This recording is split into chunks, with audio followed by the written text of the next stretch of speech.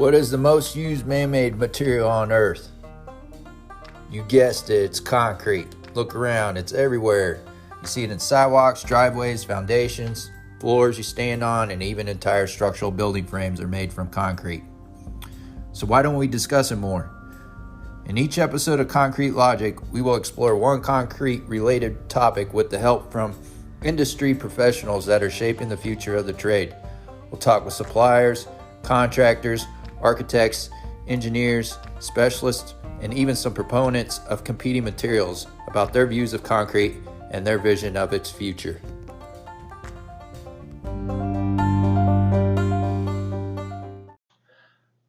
Welcome to an episode of Concrete Logic podcast, and today we got Garrett Braun with Blue Nest Structural.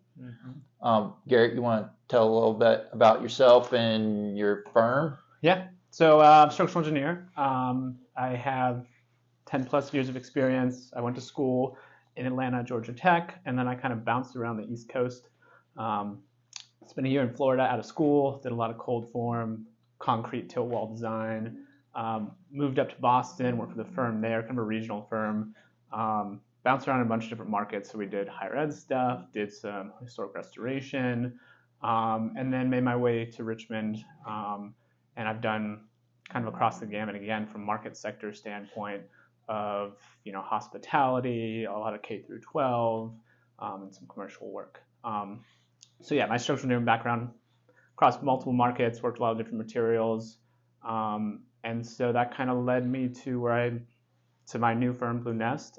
So last June, went off on my own, and I've kind of created this firm that's focused on kind of chasing unique projects, either unique in the sense of the kind of building they're designing or the materials they're using.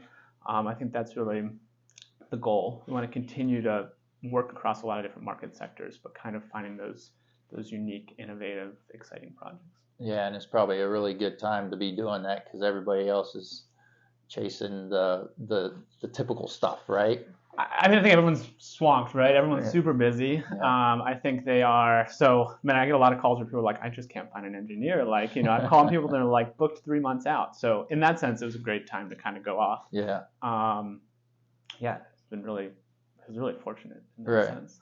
Well, I wanted to bring you because on the podcast because I think it's important to see everybody's that's in construction, engineers, architects, contractors, developers, owners, get their perspective of what's going on right now and get a sense because as a contractor, once we get the design and everything, we have our own kind of assumptions of what has gone on before. Yeah. And I'm hoping you're going to pull the curtain back a little bit and share what's going on your side of things. Like, if you could kind of walk us through, you mentioned folks are just calling you up, say, hey, I need an engineer, but are you seeing more of that or what kind of a solicitation process are you seeing right now? Yeah, I came into this with a good network of folks here in Richmond that I know. Luckily for me, it's probably similar for you guys. It's a pretty small pool at the end of the day of people that I really want to work with, right? It's architects in Richmond or architects in the Mid-Atlantic region. So it's pretty easy to go out and figure out who those people are. It's not like, a coffee shop in the corner where literally anybody could be your client, right? So I get a fair amount of just random solicitations, and then I get a lot of solicitations from that network of architects that I know. Those are kind of the two things. I think early on, I didn't have any workload, and so a lot of the driver was just that I could respond quickly. And then, the architects I worked with for a while recognized the experience and kind of, the strengths and the many skill sets that I have that can really make projects better. So I think the combination of those two things have driven a lot of that business. Gotcha. So when you get that phone call, typically what are you seeing right now? How far along is the design? Does the architect have the design pretty much done and then they say, Garrett, we need the structural part put together? Or are you getting in early and getting some say on the different structural components of a building? I'll say my preference is always to get in early, right? I can that's where I can be most valuable to a client, right? I can say, hey, you can choose this system. This is why. These are all the benefits. These are all the drawbacks, right? So that's ideal. It's somewhat dependent on the project size, I feel like. I feel like smaller projects, people know what they want. They've done it before. It's not really groundbreaking. So we typically are brought in later. You're kind of like, here it is. This is what it is. You just get me some construction drawings. I think bigger projects, more innovative projects, more unique projects, it's much more of a dance, right? So you're getting involved earlier. You're truly bouncing ideas off each other, understanding what's the best solution, and kind of adjusting to each other. So somewhat project size, somewhat how unique is the project. I gotcha. And so those projects that are you seeing any projects right now that you're getting in early at the moment? It seems like everybody's in a big rush because of, the escalation of material and labor and everything going on.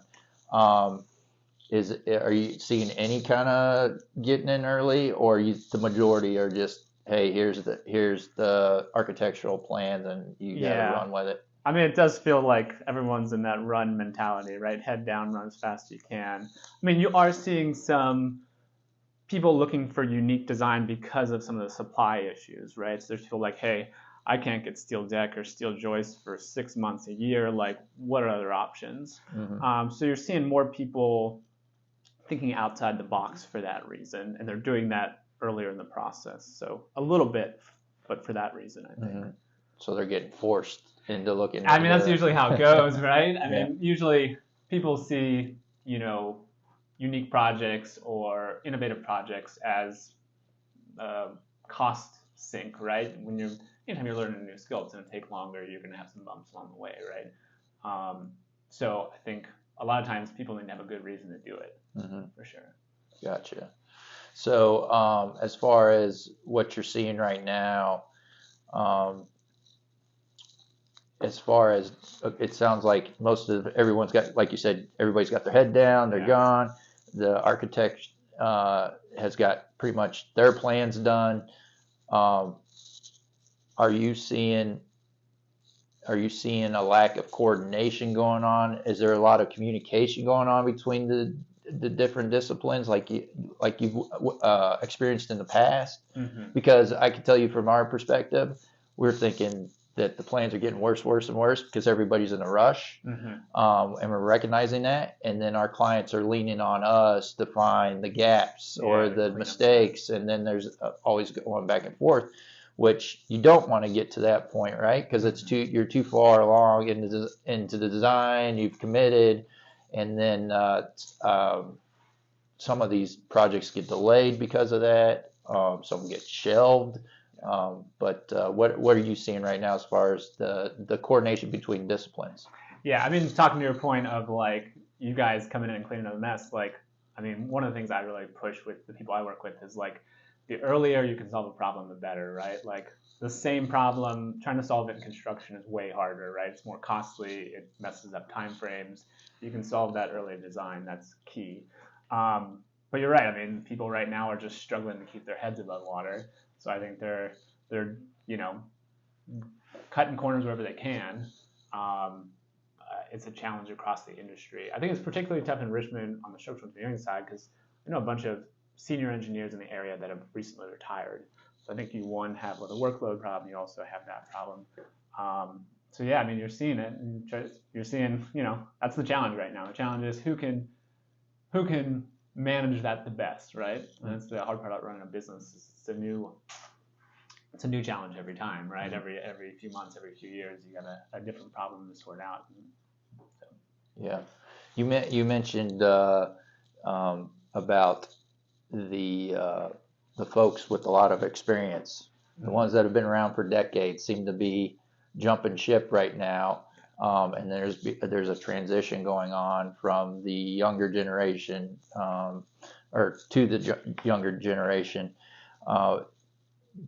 Do you think that has some kind of a root cause of why there's issues with design right now? Is that even on the design team? I mean, I'll say the couple of structural engineers I know in town that have kind of retired, I don't think they had a lot of people that they'd trained to take their place. They just let their business slowly shut down.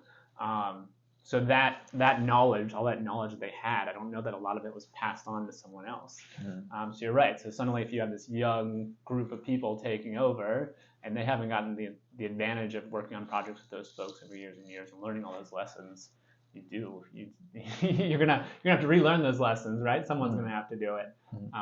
So that could be what you're seeing. Yeah, I guess the only reason I bring that up is because we're seeing that on the contractor side too, because you're losing all these folks with all this experience, decades and decades of experience, and they retire, and there's just a gap there, and I think we're all struggling.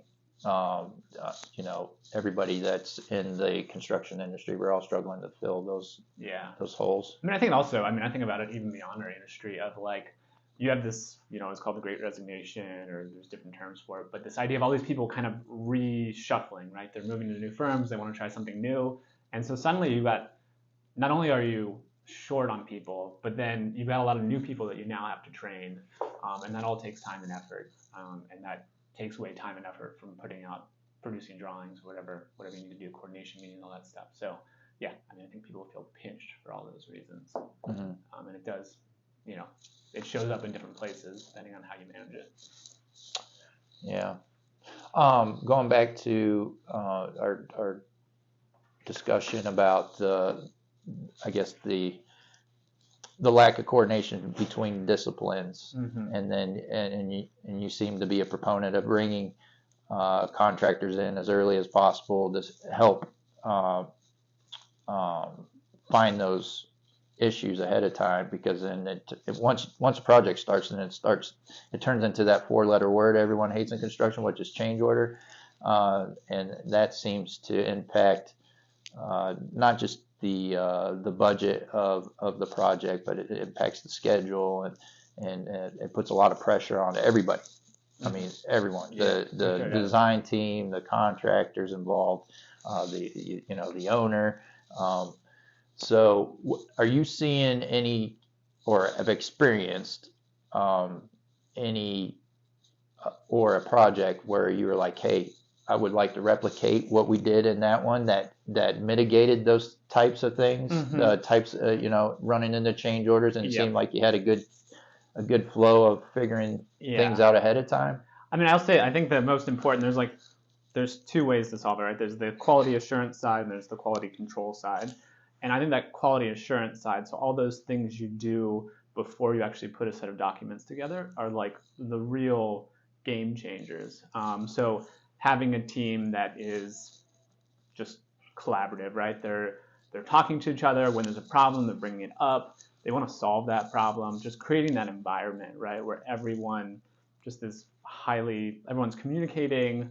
I think creating that environment, when you can put those groups of people together, you prevent so many problems, because you're not afraid to have those hard conversations early. You're not afraid to, solve things and prevent things from happening. So I think that's where the real prevention happens, is more on that early side of things. Right. Instead of that design, bid, build kind of model where it's low bid guy gets the job, and then everyone scrambles if that low bid may overlook something or something like that. Yeah, I think every relationship I've had, they've gotten better over time, right? So if you go into a situation and no one has a relationship, figuring out how do they like to communicate, how do I bring this issue forward, how do we work together, how do we solve problems together,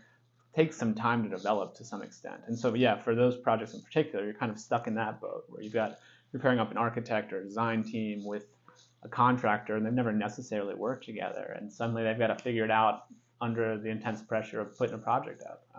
It makes it really challenging. Yeah. Well, we got to talk about concrete, because it's concrete logic. So one of the things that I guess, lack of better words, a pet peeve of mine is concrete mixed designs. So you get these concrete mixed designs, and they're specified, and they're in the drawings, and your design is based on those mixed designs.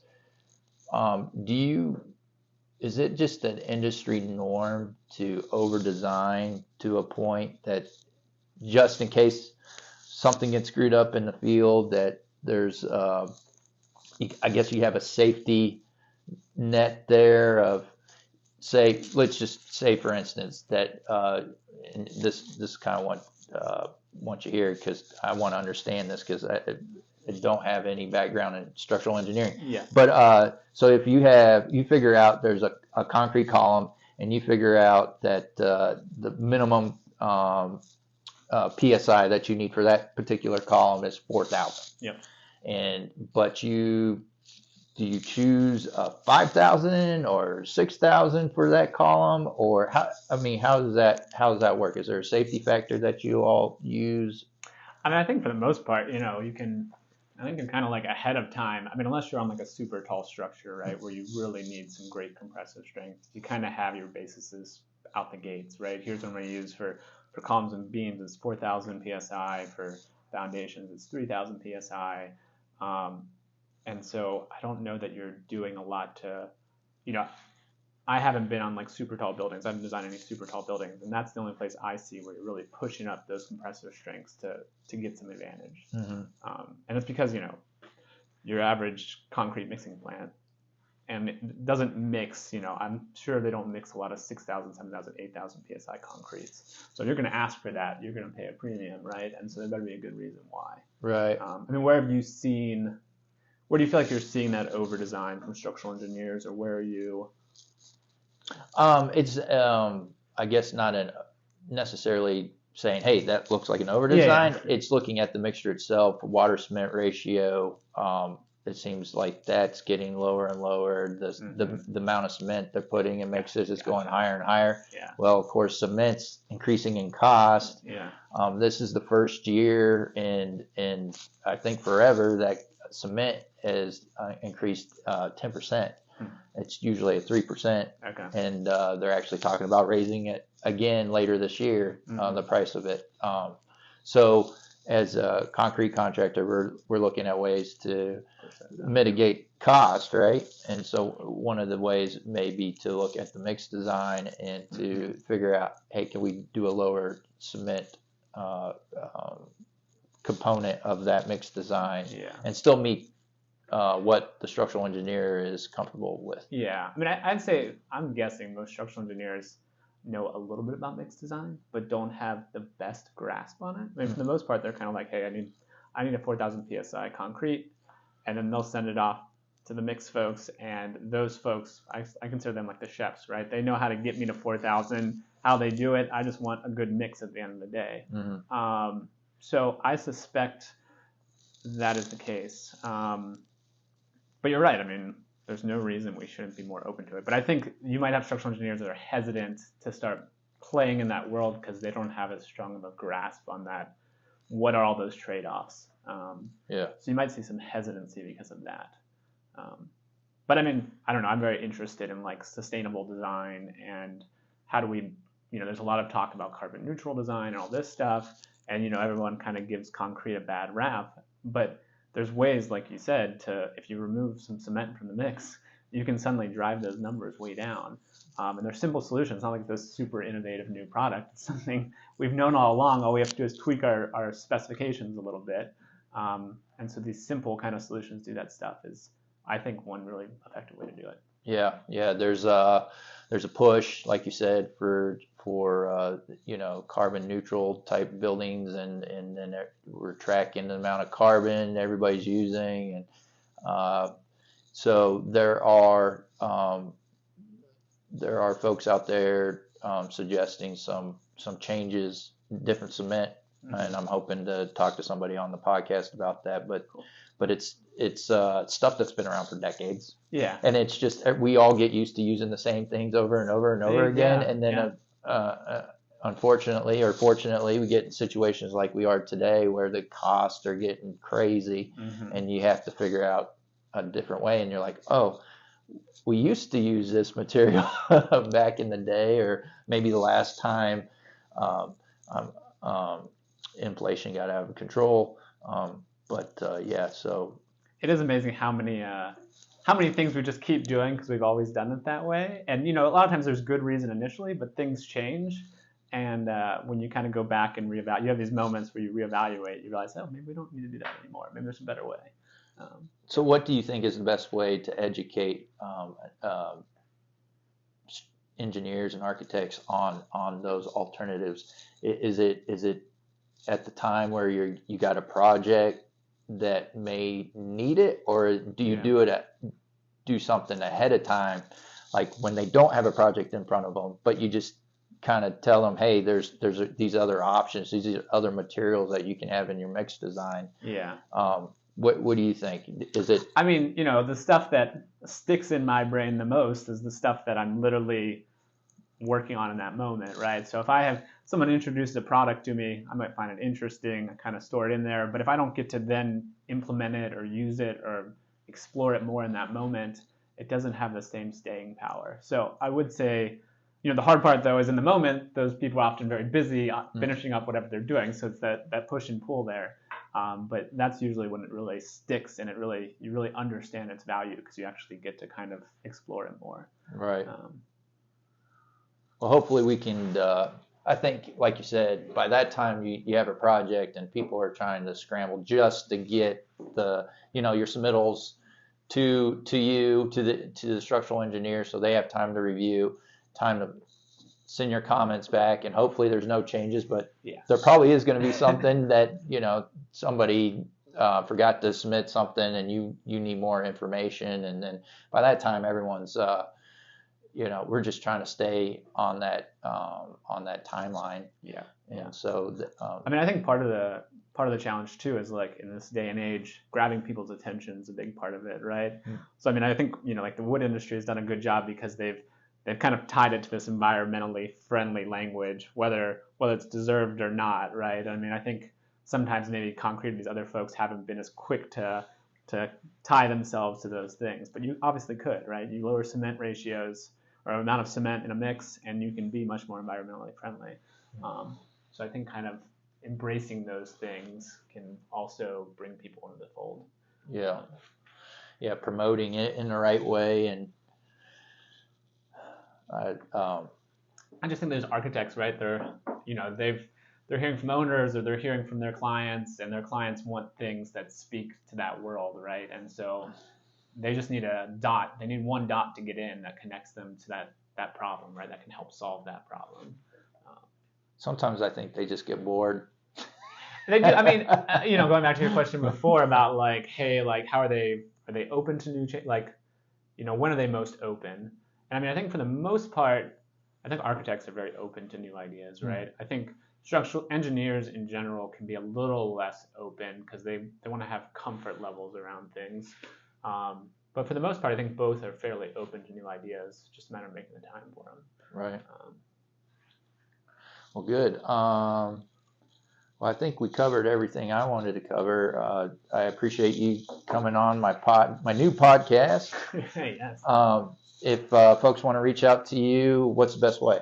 Yeah, so it's Blue Nest Structural. We don't quite have a website yet in the works, but if you can reach out to me at my email address, it's gbraun@blueneststructural.com, or you can give us a call at 804-409-6272. I don't know if anyone's gonna remember that. We'll put it on the show notes for the for the episode. Yeah. Are you on LinkedIn at all? Yeah. LinkedIn? Yeah, you can find me on LinkedIn. Just Garrett Braun. Hopefully you can find me through that. You can find me through Seth. We're connected. That's right. So. All right, Garrett, I appreciate you being on the podcast today, and hopefully we'll do it again soon. Yeah, it's a good conversation. Thanks for having me. Oh.